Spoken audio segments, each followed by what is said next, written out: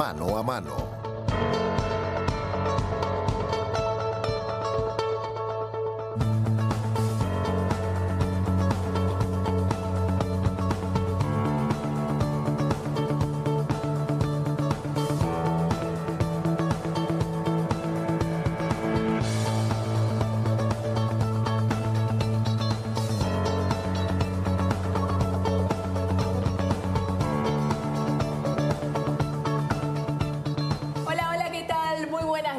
Bienvenidos a Mano. Yo soy Amalia Cutillo y los voy a estar acompañando hasta las 22 horas. Le deseamos una pronta recuperación al señor Roberto Pérez porque está un poquitito enfermito, pero ya va a estar de nuevo con nosotros en los próximos días. Hoy vamos a hablar del virus del momento, de la enfermedad del momento, el chikungunya, lo que nos preocupa y nos ocupa. ¿Por qué?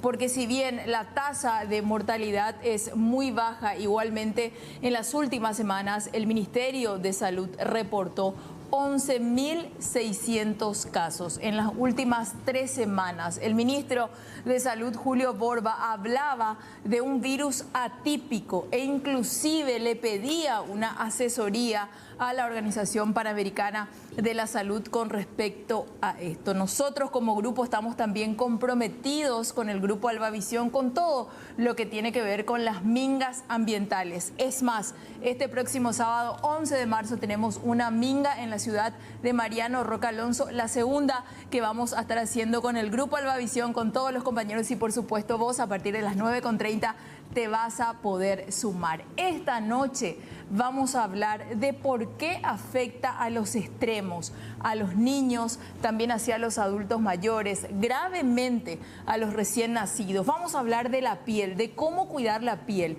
porque muchos se quejan de esa picazón. Vivimos con repelente, es lo que tiene que complementar ya, perfuma un poquitito y después ya nos bañamos con el repelente. ¿Es o no así? Y también vamos a hablar de esas secuelas que deja a largo plazo en la mayoría de los pacientes. Pero yo ya no quiero hablar tanto y quiero darle paso a los invitados que ya gentilmente nos acompañan en esta noche. Y vamos a recibir al doctor Fernando Galeano, que es de la Sociedad Paraguaya de Infectología. Bienvenido, doctor. Gracias por acompañarnos. ¿Qué tal? Buenas noches, Amalia. ¿Cómo estás? Muchísimas gracias por la invitación y realmente un saludo a todos. Bueno, también queremos saludar a la doctora Laura Weber, que es dermatóloga ya conocida por nosotros porque vamos a aprender a cuidar nuestra piel del chikungunya, doctora. Buenas noches, Amalia, buenas noches a la audiencia y gracias por la invitación. Por favor, gracias a vos por acompañarnos. Y a Sara Torales, paciente desde el 31 de diciembre que le picó el chikungunya y cambió por completo hasta ahora, Sara. Así mismo, Amalia. Muchas gracias por la invitación. Vamos a escuchar tu testimonio esta noche. Sí, así mismo. Bueno, voy a empezar con el doctor Fernando y te quiero preguntar, doctor, ¿por qué afecta tan gravemente a los recién nacidos? Híjole, es una gran pregunta realmente, sí, ¿verdad? Hay que saber que los virus, todas las enfermedades realmente tienen diferente target, por así decir, ¿verdad? Si nos acordamos, COVID, por ejemplo, no afectaba tanto a los niños, afectaba más a los adultos mayores, pacientes con alguna comorbilidad, hipertensión, etcétera, ¿verdad? Ahora, este virus se comporta o entra dentro de una familia de virus que se llama alfavirus. En este particularmente, chikungunya afecta a los recién nacidos muy importantemente, a los lactantes pequeñitos, o sea, hasta los que tienen 1 año de edad, y a los adultos mayores. los Entonces, extremos. Los extremos de la vida, así mismo. Realmente es lógico, entre comillas, porque los extremos de la vida tienen problemas inmunitarios, por así decir. Los niños pequeños porque su defensa aún no maduró, digamos, lo suficiente. Sí. Y los mayores por un problema inmunitario que se llama inmunosenescencia. O sea, nuestro sistema de defensa se cansa y es más susceptible de enfermedades, ¿verdad? ¿Qué tan riesgoso es en una embarazada? ¿Puede provocar un aborto espontáneo? Hasta el momento se reportan casos, pero no son mayores a los casos de una embarazada sin chikungunya los tenga. Sí. Sabemos que los abortos espontáneos son frecuentes. Sí. O sea, un embarazo puede terminar en aborto en un gran porcentaje, independientemente de alguna enfermedad. No se comprobó que chikungunya aumenta eso. Sí. Ahora, si una embarazada se enferma de chikungunya días antes o días después de su embarazo, de su parto, perdón, sí, ahí está el problema, porque eso transmite al hijo.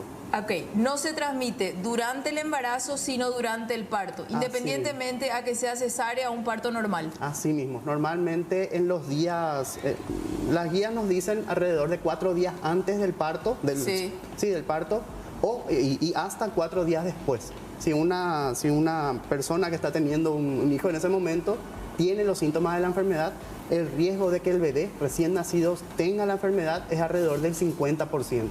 De ese 50% que se liga a la enfermedad, alrededor de la mitad pasan mal, pasan grave. En nuestro país más o menos 130 recién nacidos tienen o se confirma que tienen la enfermedad, y de ellos 4 ya sabemos que fallecieron. Entonces es muy importante. Es alto el número. Es alto realmente, una población muy afectada y realmente es de preocupación, ¿verdad? Porque si bien toda vida humana es muy valiosa, ¿verdad? La vida de un recién nacido es toda una vida perdida, ¿sabes? Es muy grave, ¿verdad? O sea que con respecto a los síntomas, ¿cómo se sabe en un recién nacido? Híjole, difícil, ¿verdad? Hay que fijarse mucho en la mamá. Sí. La mamá va a quejarse de fiebre, va a quejarse de dolor articular, va a quejarse de esas manchas rojas en la piel, si bien hay madres que dijeron que no tuvieron síntomas. Ahora, el bebé puede nacer bien y normalmente a los 4, 5, 6 días se pone mal. Y una característica es que se ponen rápidamente mal, lloran mucho, uno no sabe bien por qué, a eso le llamamos irritabilidad, rechazan el pecho materno, no quieren alimentarse, pueden tener fiebre, a veces sí, a veces no, y sobre todo uno nota lo que llaman los médicos mala perfusión, o sea, uno le toca el pulso y no siente bien, le siente frío, básicamente porque la sangre no circula bien, por así decir, un problema cardiovascular, entonces ahí sabe que el bebé está grave. Lo tenemos que internar y darle la medida necesaria. ¿Generalmente llegan a terapia o no? Y normalmente pueden llegar a terapia. Un gran porcentaje de los niños, de los recién nacidos que tienen la enfermedad, la mitad pasan mal. Tienen una complicación que se llama meningoencefalitis, una inflamación del cerebro, de la meninge. Sí. Otra que puede ser una miocarditis, inflamación del corazón. Y normalmente esas dos particularidades hacen que pasen mal los recién nacidos. Entonces normalmente necesitan internación, a veces terapia intensiva. Y como te digo, de 130 que se sabe que tienen la enfermedad en el país, 4 fallecieron. Es un porcentaje alto realmente, ¿verdad?, en esa población. Quiero hablar un poquitito con la doctora porque, como les decía, hoy por hoy complementamos todo lo que nos ponemos con el repelente, infaltable. Es como que le agregamos también esto al presupuesto de la familia, al repelente. ¿Desde qué edad se puede usar repelente, doctor? Y realmente el repelente que funciona es el que tiene el DEET, ¿verdad? Sí. Ese es el que realmente se vio que funciona. ¿Dónde contra nos fijamos que tiene eso? En el producto, en las especificaciones del producto. Del producto. Bueno, eso está tapado, en la parte pero del etiquetado, por decirlo de alguna manera, así tapamos mismo. por el tema de las marcas, pero trajimos este que es en spray, también en crema. Sí. Ahí tiene que aparecer el porcentaje de DEET que tiene el producto. Sí. Realmente se puede usar, o sea, hay formulaciones de 7% hasta 25-30. Más de 30 no es recomendable en los adultos, más de 20% no se recomienda en los niños. Es más, en los niños más hacia 7-12%. ¿Pero desde qué edad? Desde los 2 meses de edad. Bien. Aconseja la Real Academia, la Academia Americana de Pediatría, perdón, ¿verdad? Desde los 2 meses, entonces le podemos poner repelente.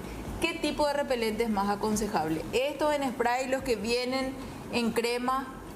Y realmente eso tiene que ver, en los niños es mejor en crema. ¿Por qué? Por el hecho del peligro que puede ocasionar el tema del no controlar en dónde va las gotitas del spray, ¿verdad? Sí.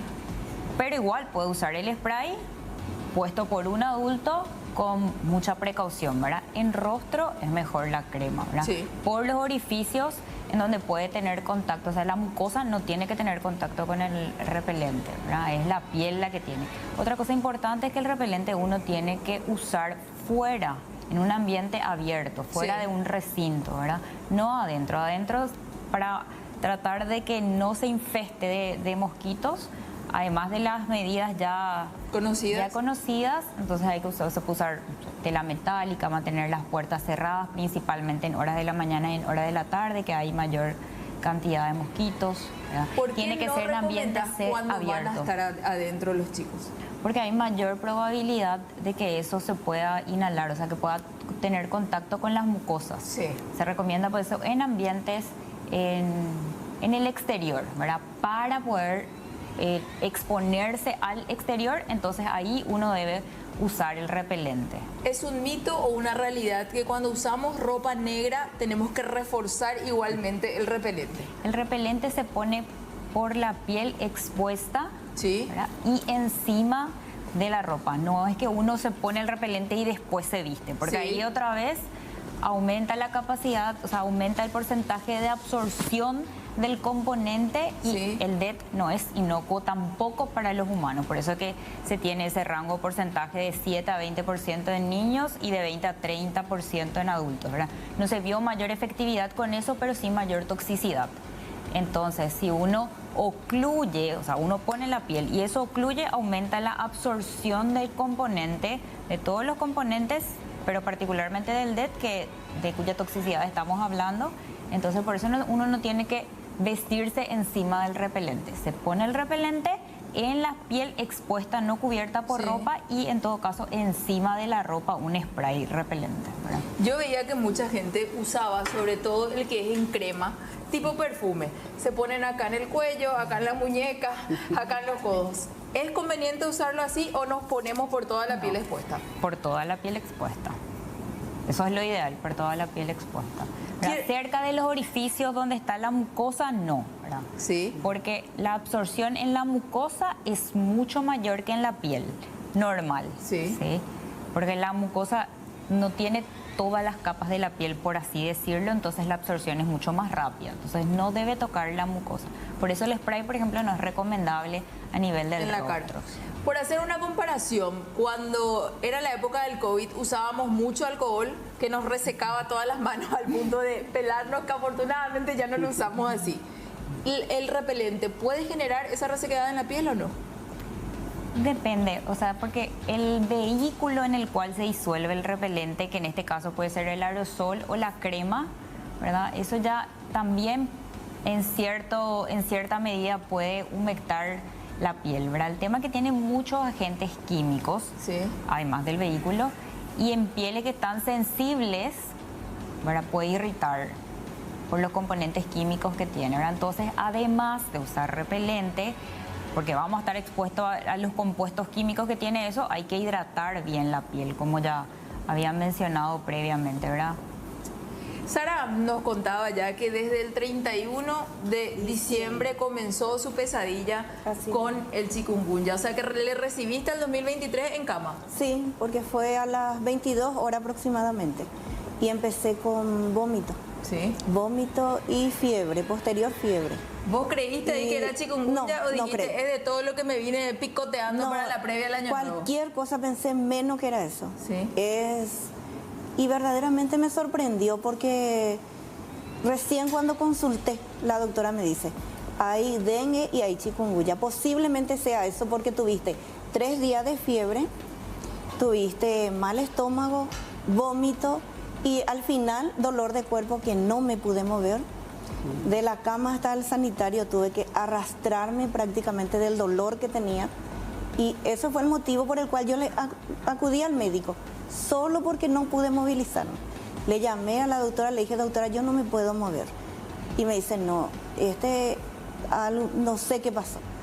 Y por ende consulté con ella ese mismo día, ya no tenía fiebre, porque fueron 3 días, de 38 y algo tenían, más de eso no pasaba tampoco. Y el vómito y esa pesadez estomacal que no me dejaba. Y aparte el dolor de cuerpo y la hinchazón en el tobillo, en la rodilla, por decirte hasta la cadera me dolía, era el brazo. Esto no se puede hacer, no podía para nada. Se deformó así, se levantó, se inflamó totalmente las 2 manos. ¿Vos tenés Esta enfermedades parte. de base, Sara? Sí, tengo enfermedades de ¿Cuáles base. son tus enfermedades de base? Artritis reumatoide. ¿No sos diabética? No, nada de eso. ¿Hipertensa? No, solo eso. Y más le llamó la atención a la doctora porque sí estoy con un tratamiento biológico, Sí. pero de la noche a la mañana sí, y la fiebre y todo. Yo le culpaba más bien a una gripe. Dije, ¿puede ser una gripe, doctora? No puede ser una gripe. Y ahora hacete el análisis, pero como era diciembre y esto empezaba recién, Sí. y yo... ¿Ya usabas repelente y demás o no? No usaba, no me esperé, verdaderamente no me esperé. Y en IPS Me rebusqué para hacer justamente ahí los análisis que me dio. Era de urgencia, pero ahí era irte en un departamento, en otro y en otro. Y yo no estaba en condiciones de pasearme por ahí. Entonces me fui a un laboratorio particular, tenía su costo. Y posterior me hice en un centro de salud. Y me salió de buena a primera que tiene sus días, lleva sus días. El primero ¿Tiene su proceso? Sí, tiene su proceso. Primero un resultado, posterior otro. Y ahí ya me salió chikungunya y ahí empezamos con el tratamiento. Me suspendieron todos los medicamentos.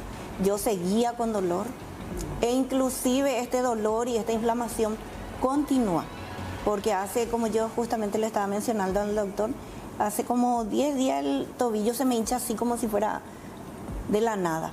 También por lo visto afecta a los riñones, doctor, porque sentí molestia esta parte y todo eso le comenté a la doctora y me dice, puede ser de los riñones. Me volví a hacer análisis, relativamente salieron, este último salió bien, es lo que ella mencionó, pero de igual manera los dolores no pasan. Yo no camino al 100%. ¿El estómago? El estómago de vez en cuando también molesta y las hinchazones, las inflamaciones, tanto de la mano como yo digo, la enfermedad que yo tengo de base no me deformó. En el momento de que yo llegué a sentir eso, empezaron a deformarse acá, a hincharse, e inclusive los dedos, doctor. Era algo raro, pero ocurrió de esa manera. Doctor, ¿por qué el estómago resiente tanto? ¿Por la medicación, que es por horario y hay veces como por tiempo más prolongado? No, realmente la chikungunya de por sí, en un 40-50% puede afectar la parte intestinal y gastrointestinal, ¿verdad? Se describen náuseas, vómitos, dolor abdominal, así mismo como dice, y realmente es así, ¿verdad? Sí, pasa que hay 3 periodos, digamos, de la enfermedad. En la fase aguda se caracteriza por eso, por fiebre, ¿Cuántos días dolor. más o menos dura esa fase aguda? Según la literatura, entre 10 a 15 días, incluso largo, 3 semanas puede ser, así mismo. Sí, normalmente la mayoría de las personas en 3-4 días están bien. 30-40% incluso de las personas pueden referir, así como dice la señora, ¿verdad? Que duele mucho. Puede doler por varios meses.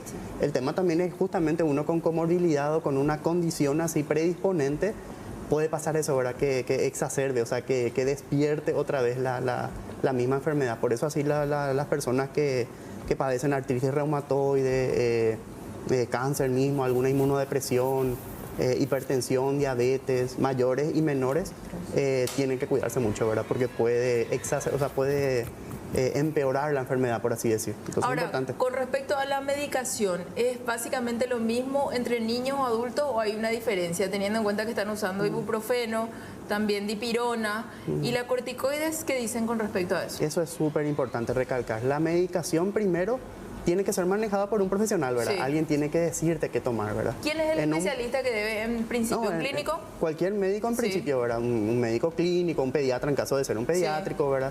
Ahora, si pasa los 10 días, o así como dice la señora, ¿verdad? Pasan varios meses incluso de la enfermedad, sí ya tiene que ser manejado por un reumatólogo y un infectólogo, ¿verdad? Si hay complicaciones de la piel, por supuesto también un dermatólogo, pero es muy importante así ver entre varios especialistas muchas veces cuando es complicado el caso.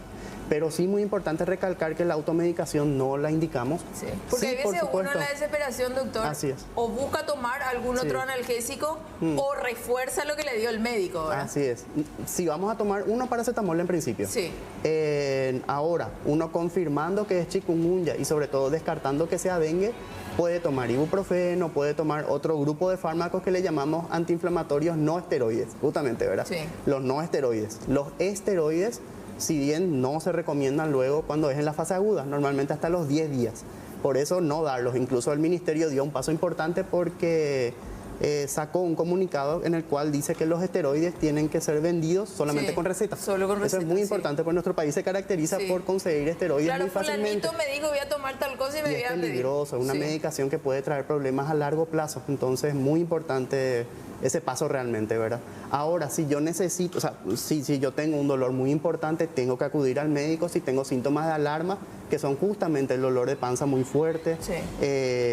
¿Bajo cambios- vientre o un poquito más hacia la boca del Normalmente es estómago? todo el abdomen, normalmente Sí, duele todo. todo el abdomen, sí, así mismo, náuseas, vómitos Y justamente pasa eso mucho con los adultos mayores, no quieren tomar líquidos. Sí. Eso te Entonces, la decía, viste que deshidratación Sara es muy- decía, me parece que me afectó también un poco el riñón.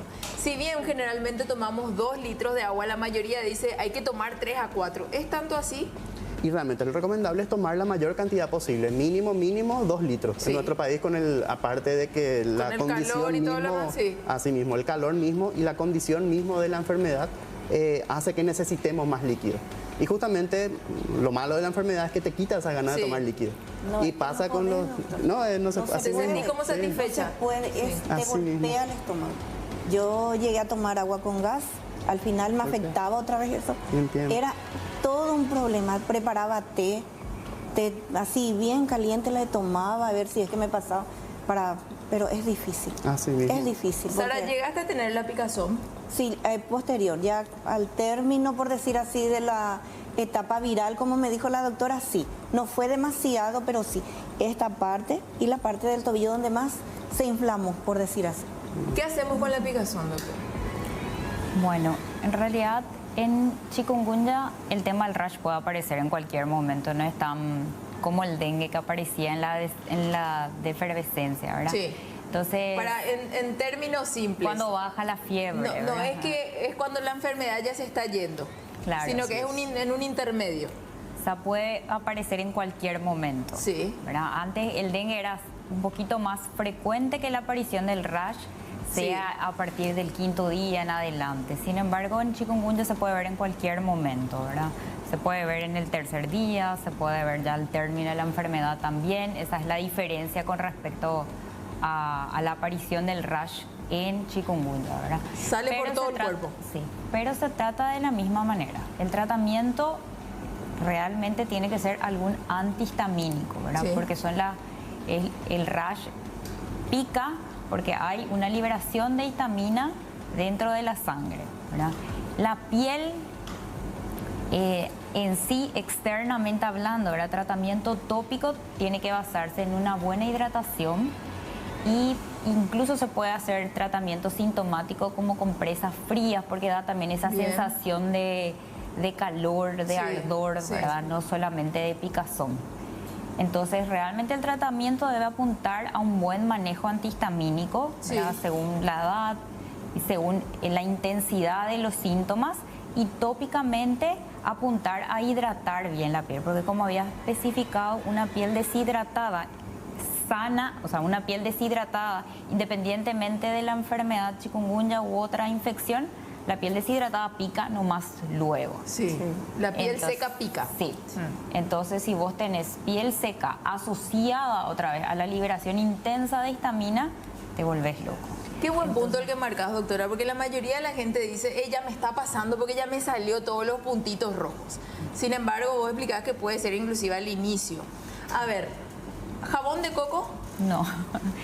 Los jabones que humectan la piel son los jabones de tocador blanco, Sí. de la línea blanca, cualquier marca, pero que sea Blanco, blanco, sí. porque tiene la menor cantidad de químico posible. Sí. ¿verdad? Y después están otras de líneas dermatológicas, aceite de ducha, etcétera, Sí, sí. más complejo ya. Pero un jabón blanco que puedes comprar del súper, eso es humectante. Sin importar la fragancia. No, sin fragancia. Ah, tiene que sin ser. fragancia. El Ok, más jabón común. blanco y sin fragancia. Especificando en jabón blanco que no debe ser jabón de coco. Sí. ¿verdad?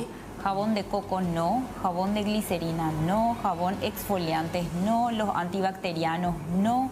Todo eso tiene muchos compuestos que en realidad irritan la piel y secan más la piel. ¿verdad? Se aplica lo mismo en niños. Sí, en Sí. cualquier edad, para el cuidado basal de la piel. Otra cosa importante es que los baños tienen que ser cortos. El agua orada a la piel, así como un chorro de agua ¿Agua orada a tibia la puede piedra. ser o preferentemente Y- fría? Entre templada a fría, nunca caliente. O sea, Sí. lo prohibido es que el agua sea caliente. Sí. Entonces yo le suelo decirle a los pacientes, te bañas con agua fría y menos de 5 minutos ya vas a salir de la ducha, ¿verdad? Porque la gente acostumbra a usar Ay, qué agua da gusto caliente estar. y relajarse ahí, pero eso seca mucho la piel. Y cuando Sí. es una piel enferma, con mucha más razón. Entonces, Sí. baños cortos, agua templada fría y jabones cremosos. Sí. Recalcando, jabones cremosos son los blancos y nada que contenga glicerina u otro tipo de plantas, coco, Ni tapecué, fragancias. nada de eso, ¿verdad? Sí. Había hablado que la gente usa mucho quiere usar mucho el tapecue porque le refresca, O la hoja de guayaba. o la hoja de guayaba, No. porque no. Todo lo que sea planta, hoja de guayaba, El famoso té de con mañana. manzanilla, eso también se usa. Sí. Pero se usa cuando yo quiero secar una herida. Ok. ¿Verdad?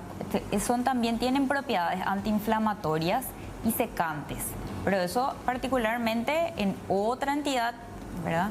Voy a usar o voy a recomendar. Pero para hidratación de la piel no. Simple, es jabón blanco. Está insistiendo la gente con la hoja de guayaba y no dice ya la doctora. Eso sirve, pero para otra cosa. ¿Vos qué no usaste, para Sara? hidratar la piel. No, un jabón de tocado normal. Normal. Normal. ¿Y de No. crema usaste algo o no? De crema sí, crema humectante. Ese es prácticamente lo más Sí. rápido. ¿Y con respecto a las cremas humectantes? ¿Cualquiera o también tiene que tener su colorcito, sin fragancia, sin alcohol? Lo ideal es sin fragancia, ¿verdad? Sí. Pero realmente cualquier crema hidratante se puede usar. Las que son más livianitas son las que suelen decir en emulsión, ¿verdad? Que se usan más para el calor. Y las que son más intensas son las que dicen crema, ¿verdad? Sí. Que son una composición un poquitito más densa. Lo importante también es que uno debe aplicarse la crema inmediatamente después del baño, porque cuando nos bañamos todos recién los poros están más dilatados y tienen mayor capacidad de absorción. Entonces uno usa la crema inmediatamente después del baño, se absorbe más, por ende tiene mayor efecto hidratante, y otro que no se queda tanto residuo en la piel. Entonces no tenés esa sensación de que sentís todo pegajoso, ¿verdad? En general. Entonces, para aprender a usar, ¿verdad? Te bañás, te secás, te pones la crema. Doctor, ¿por qué el ministro de Salud dice es un virus atípico y necesitamos una asesoría en Paraguay? Te doy un dato así que revela eso, digamos, Sí. ¿verdad? En el 2022, en todas las Américas, más o menos 87 fueron la cantidad de muertes reportadas en 14 países de América. Ahora nosotros, desde octubre del 2022, que empezó realmente a verse aumentado los casos, tenemos ya 34 fallecimientos. Entonces, es atípico en el sentido de la cantidad de muertes que tenemos. Sí. Que es una atípica. tasa baja, decía yo, pero No, igualmente no sé. que preocupa, ¿verdad? Claro, claro. Que sea una persona ya preocupa. Siempre, una vida Sí, humana es sí. indiscutiblemente preocupante, ¿verdad? Pero comparando nomás, el año pasado todas las Américas tuvieron 87 y, Sí. y ahora en Paraguay nomás, en estos meses que tenemos de epidemia ya son 34. Entonces eso generó preocupación y aparte también lo que habíamos dicho antes, ¿verdad? Que afectó mucho a los recién nacidos. Entonces en ese sentido despertó mucho interés y preocupación tanto por el ministerio y tanto también por organismos internacionales, de ahí que vinieron ya expertos de la OPS a interiorizarse de los casos. Ayer salió un comunicado de la OPS informando, así una página extensa Sí, así de sí, Paraguay, sí, sí. diciendo la situación epidemiológica, y la semana que viene vienen para asesorar también y Dios quiera, ¿verdad?, instalar una tecnología para poder genotipificar el virus, saber si es la variedad asiática, la africana, y estudiar en base a eso a ver si realmente es alguna mutación del virus o qué está pasando, por eso tenemos estos casos. ¿Estamos trabajando para un protocolo unificado o no? Sí, muchos hospitales se están juntando ahora, realmente un motivo de felicitación a los colegas en ese sentido, ¿verdad? Muchos esfuerzos se hacen y se juntan hospitales, primero para generar datos, o sea, lo Sí. más importante en esto es generar datos para justamente servir de Trabajar, base, exacto, servir de base a una guía. Ahora uno busca guías internacionales y no existe, ¿verdad? En el sentido de qué hacer con un recién nacido que Sí. está muy grave, no existe un medicamento. Entonces nosotros tenemos que generar esa información ahora, ¿verdad? Entonces en eso se están abocando muchos profesionales y realmente les insto realmente a que nos juntemos y trabajemos en eso. Tengo más preguntas todavía para ustedes, pero también tenemos consejitos en esta noche y en este caso de la... Estamos hablando del virus del momento y más de uno seguramente con el testimonio de Sara y con las recomendaciones que iban dando los profesionales se sintieron identificados. Y vamos a seguir hablando de esto porque hablaba ya el doctor de que inflama los órganos principales, tanto en niños como así también en adultos y en adultos mayores. Ahora, ¿por qué una encefalitis? Hace unos días sorprendía la muerte de un joven de tan solo 19 años, doctor, Así a es. consecuencia de esto. Así es, normalmente las personas que fallecen por chikungunya es porque afectó alguno de los órganos principales. Al afectar el corazón y la meninges, que es la cubierta del cerebro, digamos, Sí. Se llama meningitis y meningoencefalitis. Afecta toda la parte del sistema nervioso central, digamos, ¿verdad?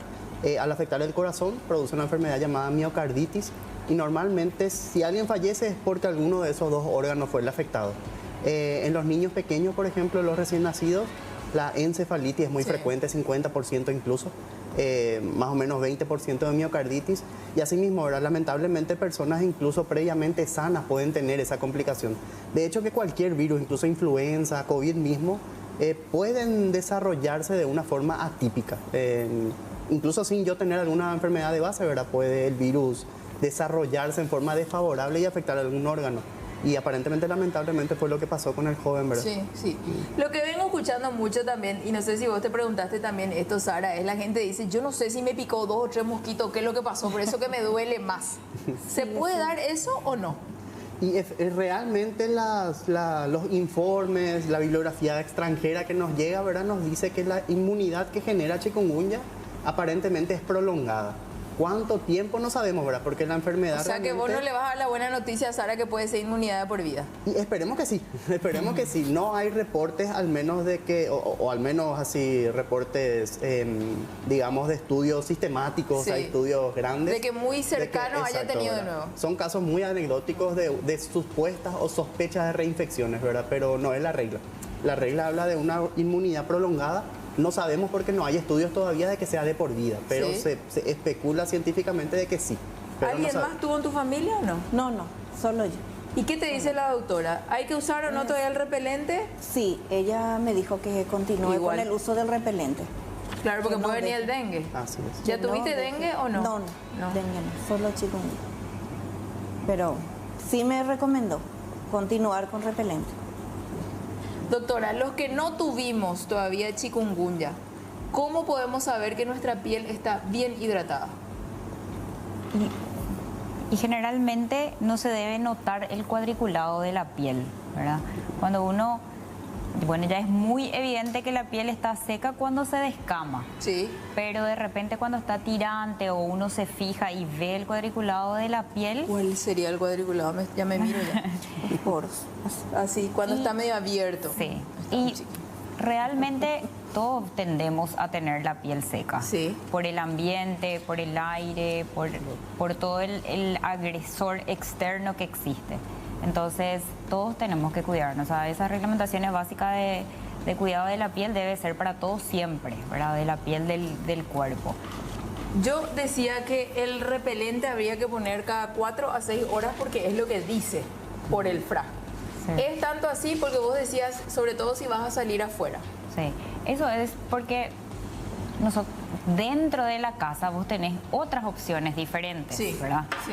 No es que está así súper prohibido usar dentro de la casa, sino que se recomienda que sea afuera porque cuando uno está adentro tiene otras opciones diferentes, Sí. como usar un mosquitero, una tela metálica, cerrar las puertas, etcétera, ¿verdad? Pero en el exterior uno no tiene esa posibilidad, o usas repelente o usas repelente. Si vamos a ¿verdad? irnos a la costanera y vamos a estar por lo menos 4 a 5 horas, ¿tenemos que reforzar en ese tiempo o no? Sí, Sí. Por lo tenemos que menos 2 reforzar, veces. sí. Doctora, muchísimas gracias. De nada. Doctor, gracias. No, gracias a vos. por su tiempo a Muchísimas ambos. gracias. Pronta recuperación, Sarita. Gracias.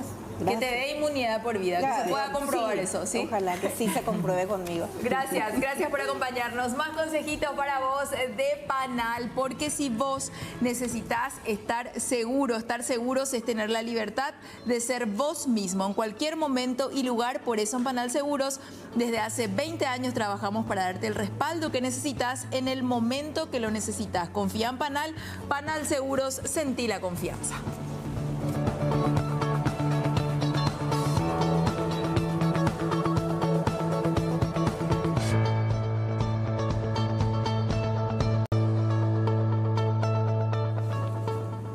Y tenemos más para compartir con ustedes en esta noche y un hecho que realmente revolucionó en las últimas semanas tiene que ver con el sicariato que se daba en un conocido supermercado, arriesgando a terceras personas. La industria del sicariato en Paraguay. Vamos a conversar con el doctor Juan Mansters, que él es criminólogo, doctor criminólogo. ¿Así, doctor? ¿Está bien? Criminólogo, sí. ¿Cómo estás? Bienvenido. Muchísimas gracias por la invitación, Amalia, y a las órdenes. ¿Cómo empieza a ser una industria? Y porque genera plata, y detrás del sicariato hay mucho dinero porque es una profesión. O sea, en Brasil se le llama de una manera como más descriptiva, matador. Sí. Gente dedicada a matar, digamos, suena más coloquial, Sí. pero sicariato en realidad es según la misma RAE, es asesino a sueldo, aquella persona que cobra por matar, y varía mucho el ingreso que va a tener una persona, hablando de sicarios, ¿no? Sí. Dependiendo a quién le va a matar. Entonces, Depende de quién sea el objetivo. Dependiendo de quién sea el objetivo, y como en los últimos años vimos que hubo un gran desplazamiento del sicariato en distintas regiones del país, vemos que el Paraguay está como muy agujereado por sicarios, ¿no? Entonces ahí podemos decir efectivamente que es una profesión que genera lucro, que hay personas que se dedican, hay empresarios del sicariato, porque muchas veces un sicario no contrata directamente con el mandante del delito. Esto está como muy analizado. Recordemos que Colombia, Ecuador tienen Sí. unas experiencias muy trágicas ya desde los Tremendas. años 90. Sí. Entonces hay un intermediario. Entonces el intermediario, el mandante y el sicario, el que ejecuta efectivamente, forman parte de esta cadena de asesinos a sueldo, ¿no? Cuando nosotros hablábamos anteriormente y le leía a los pedrojuaninos, y sobre todo con el último acontecimiento, que ellos decían, ahora los asuncenos están alarmados, ahora están preocupados. Y nosotros venimos padeciendo esto desde hace décadas. Es como que el centro logístico de todo lo que tiene que ver con el sicariato está migrando. Lo que pasa es que el sicariato, como expresión del crimen organizado, va a estar presente donde está el crimen organizado. Y como nosotros vimos en los últimos años, 2021, 2022, los grandes decomisos de cocaína que ocurrieron en Europa partieron de Asunción. Sí. Entonces estamos hablando de Asunción como un centro logístico. Y al tener Asunción, al convertirse Asunción en un centro logístico, evidentemente que viene con su práctica el crimen organizado a instalarse a nuestra capital y en el área metropolitana de Sí. Asunción. Entonces estamos diciendo que no solamente es una industria, como bien lo decías, de zonas fronterizas, sino una industria donde hay crimen organizado instalado y utilizando ese territorio como una forma de coordinación. Por eso tenemos sicariatos en el Chaco, tenemos sicariatos en el Departamento Central, tenemos en Itapúa, tenemos en Caguazú, Caazapá, tenemos Ciudad del Este, o sea, prácticamente en todo el país donde hay una presencia de esta criminalidad organizada, vinculada generalmente al narcotráfico, porque nuestro país es gran productor de marihuana, la Sí. mayor, lastimosamente, de toda América Latina, y un gran centro de paso de cocaína, y que hace que efectivamente esté no solamente en Asunción y en el Departamento Central, sino en las principales ciudades capitales departamentales. Vos trajiste para compartir con nosotros algunas placas. Sí, tenemos la evolución de los homicidios violentos, en realidad es lo que estamos viendo. Y esto nos muestra, si ustedes se fijan, cómo Sí. en los últimos años van descendiendo los homicidios. Y el primer punto que se ve Acá es podemos venir, doctor. Vamos a hacerlo más gráfico acá. la ver. primera línea azul que se ve, vamos a Sí, ser profes. dale. La primera línea azul es de Amambay. Si ustedes se fijan, esta es la tasa de homicidios en Amambay por 100.000 habitantes. Sí. Esto nos dice que cada 100.000 habitantes hay 47 asesinatos en Amambay, en el 2012 hubo, y en Asunción, o sea, en Paraguay en general tuvimos 6.87. O sea, hay demasiada diferencia entre la cantidad de asesinatos que ocurre en Amambay y la tendencia nacional. Si pasamos a la placa que compara con el Departamento Central, A ver, la siguiente. en la siguiente placa, aquí en la otra placa, la última ya directamente, esta es los homicidios totales, Sí. pero en la última placa acá, esta es una cuestión que preocupa bastante. Sí. Esta franja que se ve naranja es del Departamento Central de Asunción. ¿Qué nos muestra? Mientras desciende en Amambay, Sí. mientras se mantiene constante en Asunción, hay una concentración de asesinatos en Asunción y el Departamento Central. Sí. Entonces, nos estamos convirtiendo lastimosamente en un centro donde se producen muertes violentas. Estas muertes violentas generalmente están vinculadas con el narcotráfico, con el crimen organizado, e incluso aquí podemos empezar a hipotetizar estas disputas territoriales que se están dando en las periferias del Departamento Central, en Asunción y sus periferias. Recordarán ustedes que hubo ya en el pasado reciente asesinatos vinculados al clan Rotela, Sí. estas ejecuciones que se dieron en el Departamento Central, y esto es lo que nos muestra gráficamente este mapa, ¿verdad? Entonces mientras descienden a Mambay, mientras en Paraguay se mantiene constante, lo que vemos es que hay una concentración. Fíjense, aumenta, disminuye, vuelve a aumentar muchísimo. En el 2021 estamos hablando en torno a unos 40 asesinatos. Esto es lo que nos muestra la gráfica. Sí. Fíjate allá, 40, este es lo que nos dice.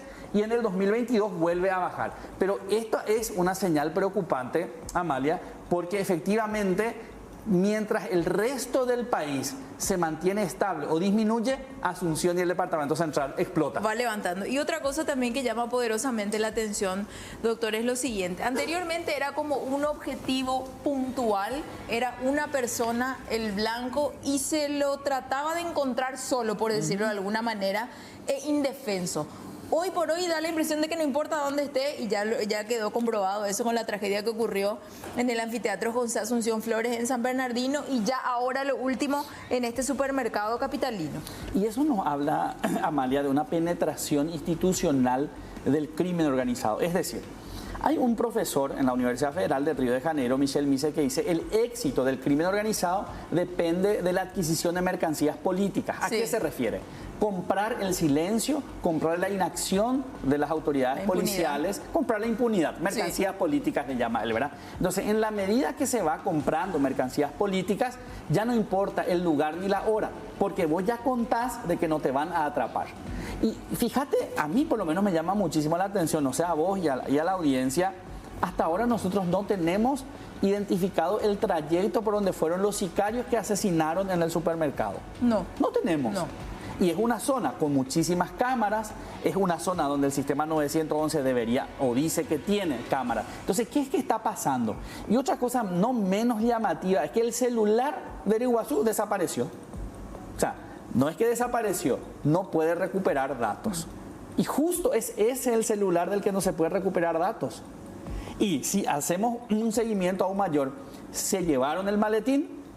No se encontró el maletín, pero ya le encontraron y le mataron al sicario en Pedro Juan el domingo pasado. Sí. Entonces, todo esto nos habla efectivamente de que hay una penetración institucional y de que pareciera que estas investigaciones, una vez más, no van a conducir a los responsables morales de ese asesinato. Y en la medida que no tengamos responsables morales, vamos a tener impunidad. Porque el sicariato como industria cuenta con la impunidad para seguir produciéndose. Y si hacemos una mirada retrospectiva, en los últimos 5 años, más o menos nosotros tenemos un promedio de 120 asesinatos que podríamos estar vinculando a sicariato año tras año. Sí. En más de lo que se sabe, básicamente. De lo que se sabe, de lo que se sabe. Pero en un 90% estos, incluso los asesinos materiales, quedaron impunes. Entonces hay una alta efectividad del éxito del sicariato en nuestro sistema de justicia, en nuestro sistema policial, y eso hace que efectivamente ese mapa que veíamos, que no les importa ya matar en Asunción, no les importa ya matar en Yaumina o en lugar muy concurrido, o en un supermercado víspera de un feriado a las 8 y tanto de la noche. O sea, de eso nos habla, y eso es muy preocupante desde el punto de vista criminológico y de la seguridad, Natalia. Amalia. Si bien el concepto es muy grave, ¿estamos ya en un narcoestado? Y nosotros podríamos decir, ¿cómo definimos el narcoestado? ¿Verdad? Sí. O sea, penetración de gente vinculada al narcotráfico en las esferas institucionales. Lo que hoy, no lo digo yo, ya lo dijo el Estado paraguayo, hay funcionarios policiales, judiciales, en el Ejecutivo, en el Legislativo y en el Judicial vinculados al narcotráfico. Eso dice el último informe que hizo Paraguay desde el Congreso. Sí. Las investigaciones criminológicas también son coincidentes o contestes con esto. Y lo que vemos nosotros de la criminología en estos estudios que venimos haciendo es que antes teníamos un fenómeno de financiamiento. Hoy tenemos gente vinculada al narcotráfico siendo autoridad pública. Esa es digamos, la gravedad del asunto. Y en las observaciones también que venimos haciendo, lo que se nota y documenta es de que incluso gente vinculada a grandes organizaciones transnacionales como el PCC y tal, estarían entrando en el Congreso.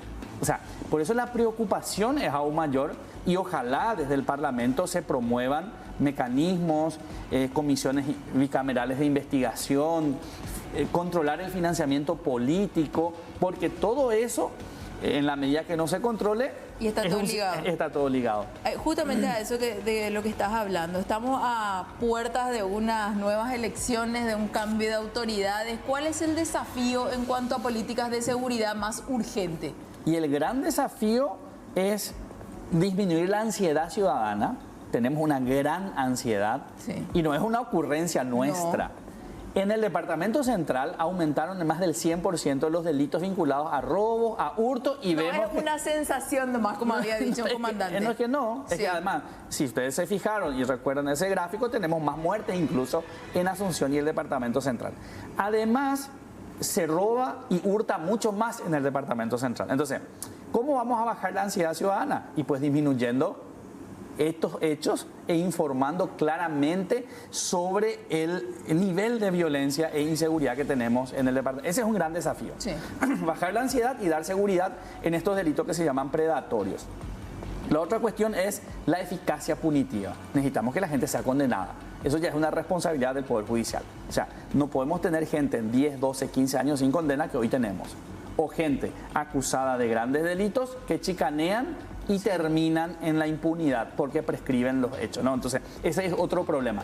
Y por sobre todo necesitamos, creo, una interacción para prevenir el delito. No puede ser que el transporte público no tenga un horario para que te lleve a tu casa. Sí. Que la parada del transporte público no tenga una luz.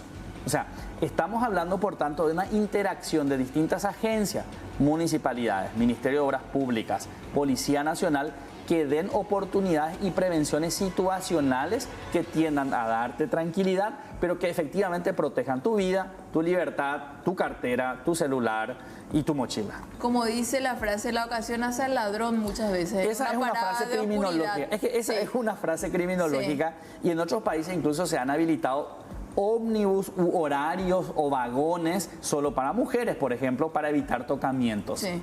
O se han habilitado cantidades máximas de gente que pueda transportarse en un vagón o en un colectivo. O sea, debemos pensar en estas cuestiones más estratégicas y sacarnos también la idea de que sacando solamente más policía a la calle vamos a lograr más seguridad. Porque muchas veces el baldío, el alumbrado que no funciona, el bache, el semáforo que no está funcionando son ocasiones que se aprovechan para cometer delitos y victimizar a las personas. Doctor, vos decís, estamos estudiando, estamos investigando en criminología. ¿Algún candidato se acercó a decirles, queremos escucharles, queremos saber qué es lo que podemos hacer, trabajar juntos? Y nosotros... Ya me asusta porque cuando ya agarras el agua y suspirás, ya es porque nadie todavía aparece. Nosotros estamos estudiando esto desde la Universidad Nacional de Pilar, el INESIT. O sea, todos estos datos que nosotros hacemos son datos del Estado paraguayo. O sea, yo soy profesor de una universidad pública del Sistema Nacional de Investigadores que venimos trabajando hace más de 15 años documentando estos fenómenos. Hemos hecho llegar a autoridades propuestas, porque muchas de las investigaciones financia el Consejo Nacional de Ciencia y Tecnología, es plata del Estado que se usa para producir estas informaciones. Lastimosamente hasta la fecha no hemos tenido y tampoco hemos leído propuestas claras. O sea, en abril son las elecciones. Hasta el momento no hay un plan de seguridad de los 4 de los 5 candidatos que se están presentando. Por lo menos yo no los conozco, no sé si no existen, pero si existiese por lo menos tendríamos acceso a unos de esos. Ojalá en las próximas semanas se nos presenten y podamos incluso colaborar, presentar resultados, porque venimos documentando muchísimo el fenómeno y está disponible para políticas públicas, ¿no? O sea que si se da un revés y por ahí se llega a hacer el debate presidencial que todos queremos que se haga y que estamos esperando, ustedes tienen también varias propuestas y a la vez preguntas. Tenemos propuestas que hemos hecho, preocupaciones, por dónde debe ir el gasto, porque claro, vivimos en un país que muchas veces el presupuesto no alcanza, entonces tenemos que saber en dónde gastar y todo eso forma parte de una política integral de prevención y represión, porque esto debe ir de la mano. O sea, debemos prevenir, incluir socialmente a mucha gente, pero a la vez hay que tener certeza del castigo, hay que reprimir y hay conductas que no podemos seguir tolerando. Sí. Entonces, por ejemplo, todo el sistema penitenciario, ¿qué van a hacer los presidenciables de las cárceles? ¿Qué van a hacer? Hoy las cárceles están manejadas por grandes grupos. O sea, ¿y cuál es la propuesta? No sabemos. Entonces, en la medida que tal vez nos cuenten, podamos nosotros también aportar y hacer un análisis de la pertinencia, de la visión que tienen y las propuestas de seguridad, porque es un derecho al que tenemos que acceder y disfrutar todos y todas. Doctor, podríamos hablar más tiempo contigo, pero sabes cómo es en televisión. Muchísimas gracias por acompañarnos. Poder de síntesis. Muchísimas gracias. Ha sido un placer conversar contigo, doctor. Ya nos estamos despidiendo. Esto fue Mano a Mano. Nos volvemos a encontrar el próximo jueves a partir de las 21 horas. Ya Dios mediante va a estar aquí el señor Roberto Pérez. Buenas noches para todos. Gracias por la compañía.